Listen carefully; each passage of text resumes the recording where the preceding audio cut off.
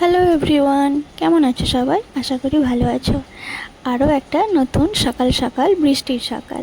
চোখ খুলেই দেখলাম এরকমভাবে বৃষ্টি হচ্ছে, দেখে বেশ ভালোই লাগলো।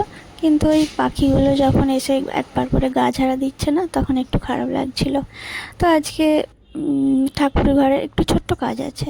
সেদিন মেলা থেকে ঠাকুরের জন্য এই আসনটা এনেছিলাম।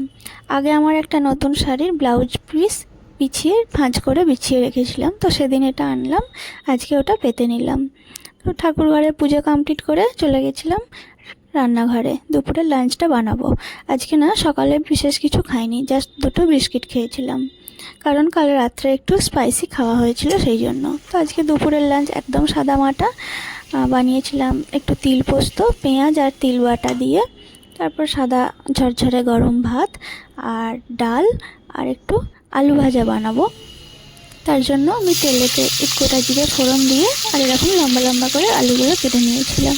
যখন স্কুলে যেতাম না, মা প্রায় এই ডালের সাথে আলু ভাজাটা আমাদেরকে বানিয়ে দিত, তখন থেকে এটা আমার বেশ খেতে ভালো লাগে। ডালটা আমি সমুরে একেবারে প্রেসারেই সেদ্ধ করতে বসিয়েছিলাম, হলুদ ছাড়া। তারপর সেদ্ধ হয়ে যাওয়ার পর আরেকবার একটু হলুদ, নুন আর পরিমাণ মতো জল দিয়ে প্রেসার কুকারেই ফুটিয়ে নিলাম। নিয়ে রেডি হয়ে গেল আমার পাতলা পাতলা মুগের ডাল। আর ওদিকে আমার আলু ভাজাও রেডি। তো এবার লাঞ্চটা কমপ্লিট করে নেব। যেহেতু সকালে বিশেষ কিছু খাইনি বললাম, সেই জন্য প্রায় 12টা নাগাদ লাঞ্চ করে নিয়েছিলাম। আর ডালের সাথে খাওয়ার জন্য নিয়েছিলাম একটা ছোট্ট লেবু। চলো টাটা।